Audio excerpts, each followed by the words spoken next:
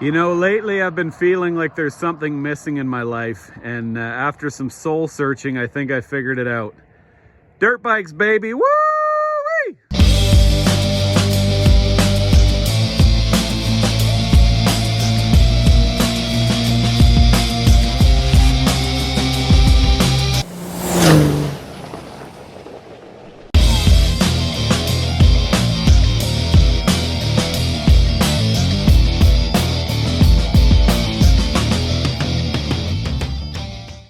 All right, folks, I'm on my way back from picking up a dirt bike up in 100 Mile House. Oh my God, would you look at this scenery? Just amazing.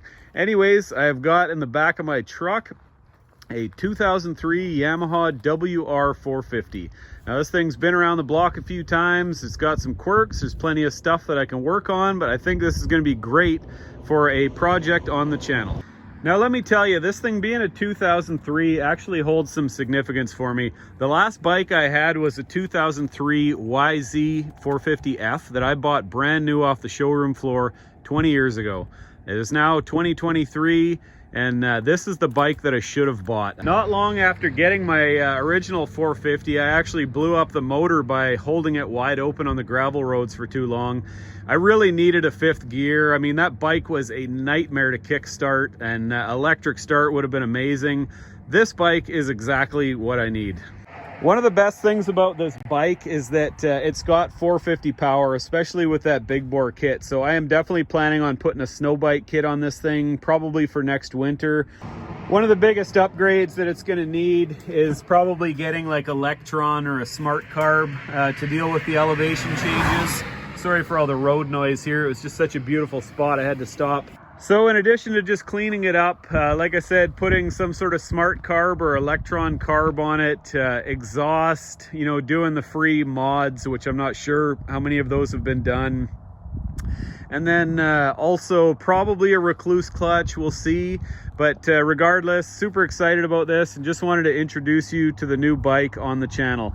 Anyways, I gotta hit the road, enjoy some more of this beautiful scenery and get back to Kelowna. All right, and we are back at the Stocky Baldman World Headquarters, which is my 9x20 townhouse garage. Got the dirt bike in here. I took it for a quick pressure wash last night in the back of my truck, so it's a little bit cleaner, but could probably use a good scrub. Anyways, I want to go around and talk about this bike, some of the good, the bad, and the ugly, and just kind of show you guys a little bit about what the plan is and what are some of my observations. So first up, let's talk about the good. I love that this bike still has the original plastics on it. Lots of imperfections, but I just feel like it tells the story so much better of what this bike has actually been through. I might throw a new plastic kit on this. I'm not sure if there's a way to get the light color out of that. At the moment, this is not one of the top priorities. That seat is in really good shape for a 20-year-old bike. That tells me that this thing, I don't think was ridden that much. If I had to guess, I would say that somebody bought this, didn't use it very much for years, and then it maybe changed hands to somebody who beat the living snot out of it for a little while. But it just doesn't seem like 20 years of horrible abuse has been on this seat. Somebody has definitely started setting this up for enduro stuff. It's got one of these frame guard things on here, which is, it's okay. I mean, it's in pretty good shape. I hate, this is one of my biggest pet peeves. I absolutely hate when these covers have those wear marks. Very likely I'll be pulling those off and painting them.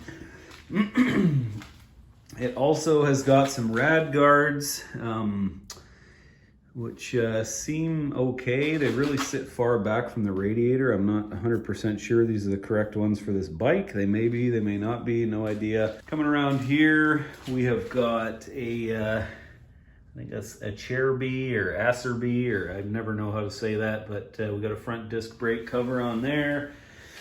And what else have we got here? I think that's pretty much it for add-ons. And then finally, this thing has got a brand spanking new 478 big bore kit on it. I've read the work order.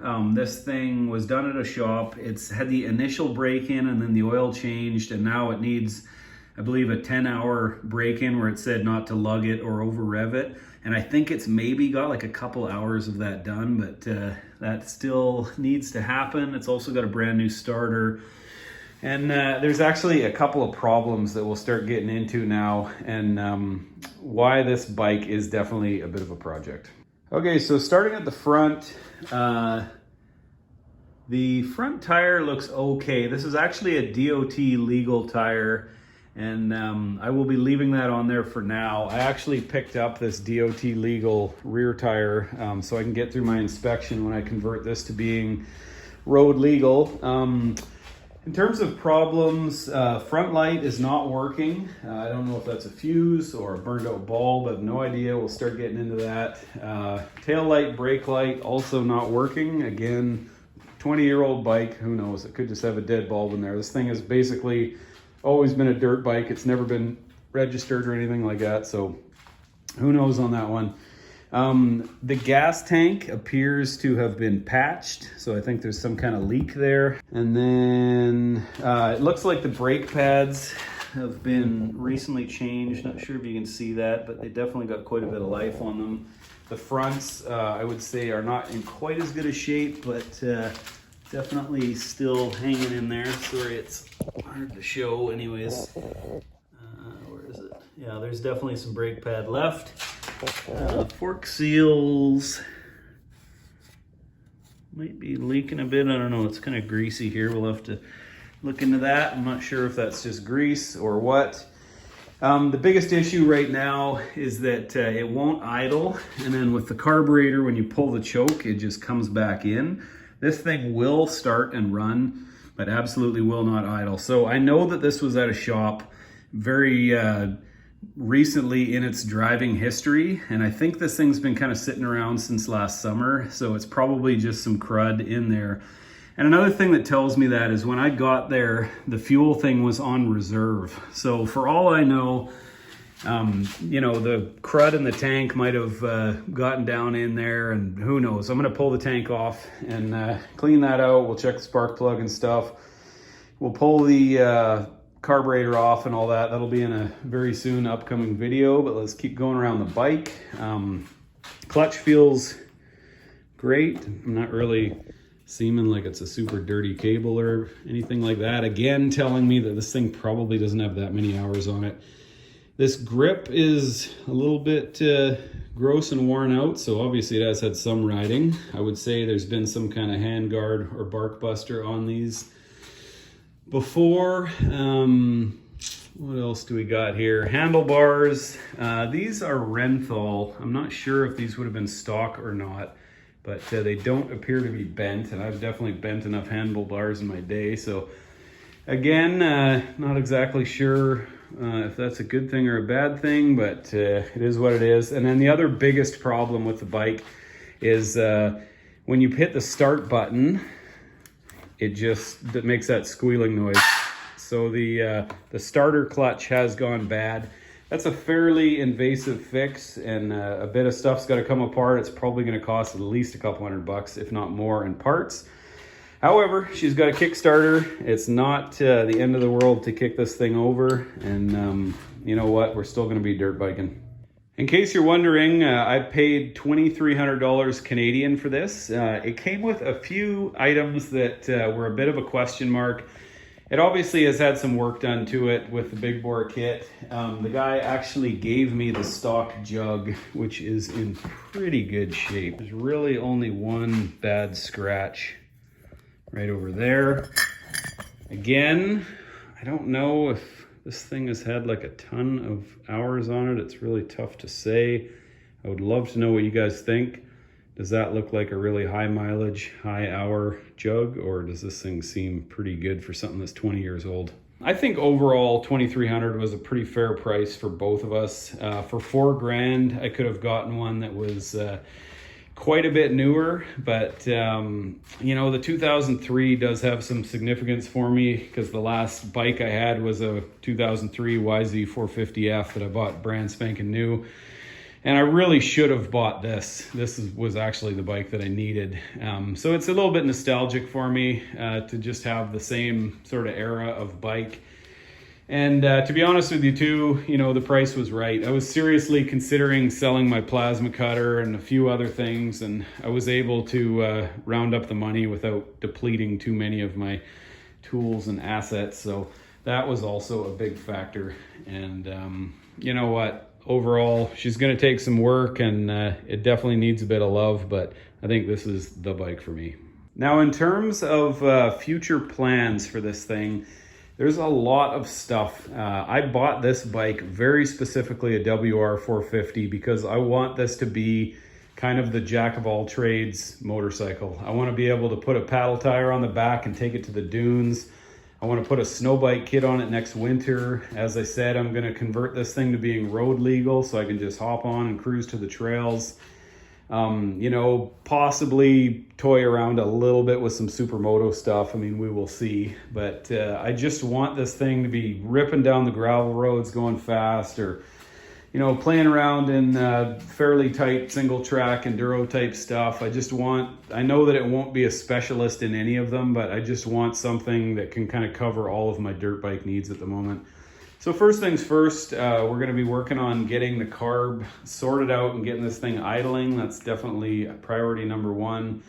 I've actually played around with this idle screw, and it does not seem to do anything at all. So I have a feeling maybe it's broken, or I'm not sure what it looks like on the inside, but something tells me that that right there is not functioning properly. But I will probably get, I forget what the other adjustment down below the, but there's another screw you can get kind of like this that sticks out for adjusting your idle and setting that kind of stuff. So I will get that. As I mentioned, plastics and stuff, but that's not a huge priority. In order to get it made road legal, I have to get like a road legal kit with turn signals, which I will do, get the headlight and tail light sorted out, whatever's going on there. And I'm not sure if this rear tire is DOT or not. Yeah, off-road use only. So I do have that other tire. I'll have to get that thrown on there. And, you know, chain is definitely ready for adjusting. You know, it's just going to need a good once over. And, you know, I'm sure there'll be lots of hiccups and issues along the way, but we're just going to jump on in and turn this into a ripper of a dirt bike.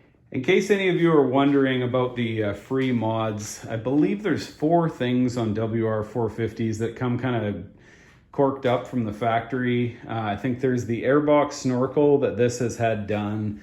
There's usually like this weird little pipe in here, which I don't think this one has it.